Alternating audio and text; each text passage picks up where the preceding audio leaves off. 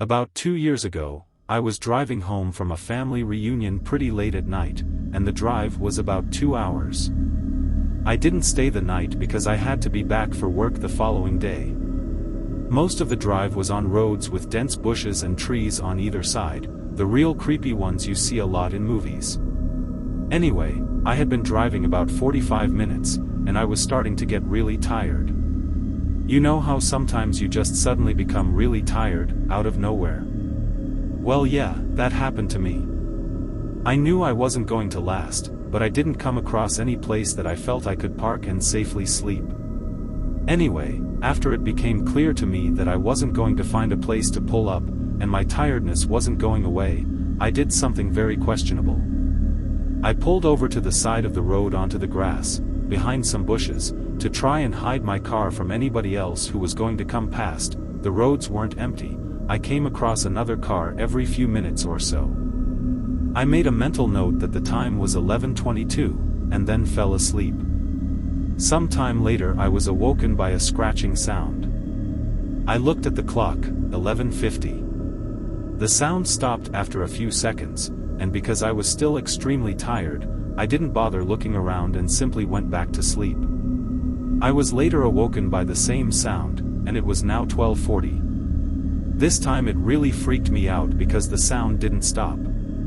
The thought ran across my mind that it was just an animal inspecting the car, but why would it return almost an hour after it had left the previous time? I looked in my rear view mirror and just managed to catch a glimpse of something running away into the forest. Now, at the time, I thought it was the damn hook killer, you know, the one that scratched that couple's car and then slaughtered the guy when he got out to investigate? Fuck that, I thought to myself, so I got the hell out of there. There was a bend no more than 100 yards up the road, and as I came around it, there was a fucking car, parked off to the side of the road with the driver's side door opened. I slowed down just to look to see if anyone was in there. There wasn't. Then I looked in my rear view mirror. I didn't see anything, and all of a sudden, this guy comes sprinting around the corner. He starts screaming at me, shouting stuff like, "Hey! Hey you! Get the fuck out of your car! Now!" I noped out of there and sped off. I never saw the guy again. Moral of the story? Don't sleep on the side of a deserted road. The Descent. You wake up disoriented, your head throbbing with a dull ache. The darkness around you is suffocating, pressing in from all sides.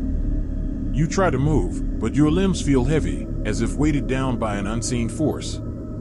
Panic begins to rise within you as you struggle to remember how you ended up here. With a surge of effort, you manage to push yourself to your feet. Your hands brush against cold, damp walls as you try to find your bearings. The air is thick with the smell of decay, and strange, guttural noises echo through the darkness.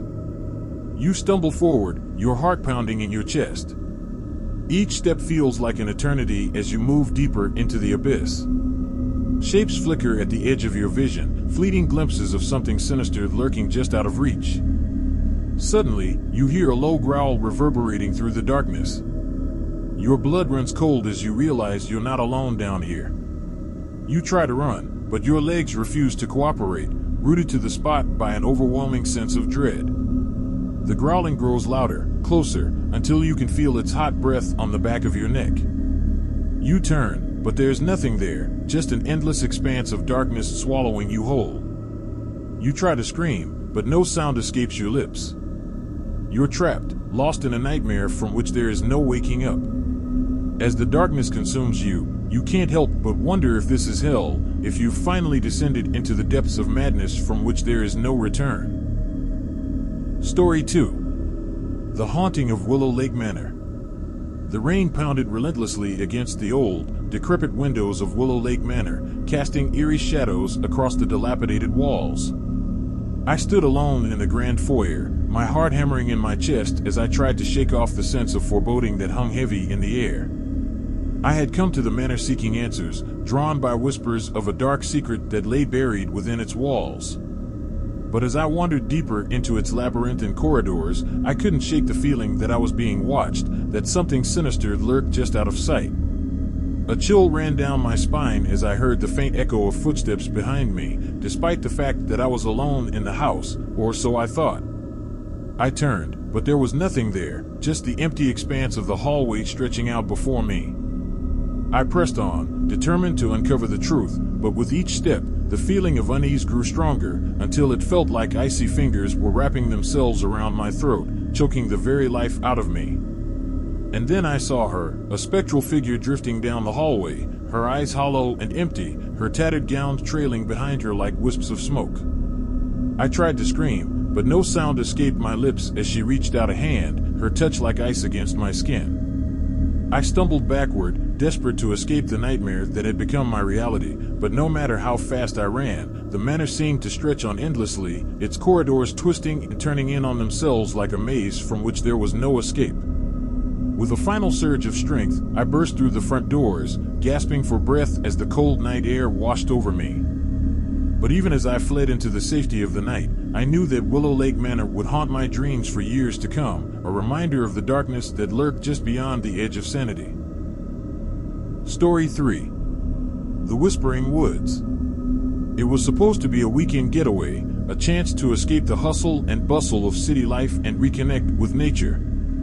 We set out into the woods with nothing but a tent, a few supplies, and the promise of adventure.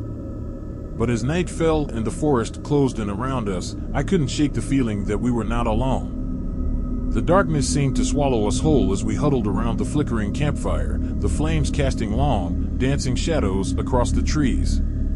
The forest was alive with the sound of rustling leaves and distant howls, each noise sending shivers down my spine. As we settled in for the night, I tried to push aside my growing unease and focus on the comforting warmth of the fire. But then I heard it, a faint whispering drifting through the trees, barely audible over the crackling of the flames. I strained to make out the words, but they were lost in the wind, a haunting melody that seemed to echo through the darkness. I turned to my friends, but they were fast asleep, oblivious to the creeping dread that had taken hold of me. I ventured into the woods, drawn by the siren call of the whispering voices. The trees loomed overhead like silent sentinels, their branches reaching out to ensnare me in their twisted embrace. I stumbled forward, my heart pounding in my chest as I followed the sound deeper into the darkness. And then I saw her, a figure standing among the trees, her eyes gleaming with a malevolent light. She beckoned to me with a skeletal hand, her voice a ghostly whisper on the wind. I tried to flee, but the forest seemed to stretch on endlessly, its tangled undergrowth tripping me at every turn. I could feel her presence closing in around me, her whispers growing louder and more insistent with each passing moment. With a final burst of adrenaline, I broke free from the suffocating grip of the woods, stumbling into the clearing where our campsite lay. But even as I collapsed into the safety of my tent, I knew that the Whispering Woods would haunt me forever, a reminder of the darkness that lurked just beyond the edge of reality. Story 4. The Cabin in the Woods. I never should have agreed to this weekend getaway. The cabin, nestled deep in the woods, seemed like the perfect escape from the stresses of everyday life. But now, as darkness fell and the trees closed in around us, I couldn't shake the feeling that we were not alone. The cabin itself was old, its weathered walls creaking with every gust of wind that swept through the forest. We had brought enough supplies to last us the weekend, but as the hours passed, it felt like the walls were closing in around us, suffocating us in their embrace. I tried to push aside my growing unease and focus on the comforting warmth of the fire, but every crackle and pop seemed to echo through the empty rooms like a warning from the depths of the forest. And then the whispers started, a faint, eerie sound drifting through the darkness, barely audible over the howling wind outside. I tried to tell myself it was just my imagination, that there was a rational explanation for everything, but deep down, I knew it was something more sinister. As the night wore on, the whispers grew louder, more insistent, until it felt like they were coming from inside the cabin itself. I searched every room, every corner, but there was nothing there, just the empty expanse of the forest stretching out into the darkness. And then I saw it, a figure standing outside the window, its eyes gleaming with a malevolent light. I tried to scream, but no sound escaped my lips as it reached out a hand, its touch like ice against my skin. I stumbled backward, my heart pounding in my chest as I raced through the cabin, desperate to escape the nightmare that had become my reality. But no matter where I turned, it was always there, lurking just out of sight, its presence a constant reminder of the darkness that lurked in the heart of the woods. As dawn broke over the horizon, casting its golden light over the forest, I fled from the cabin, vowing never to return. But even as I left that cursed place behind, I knew that the horrors I had witnessed would stay with me forever, a reminder that some evils are best left undisturbed.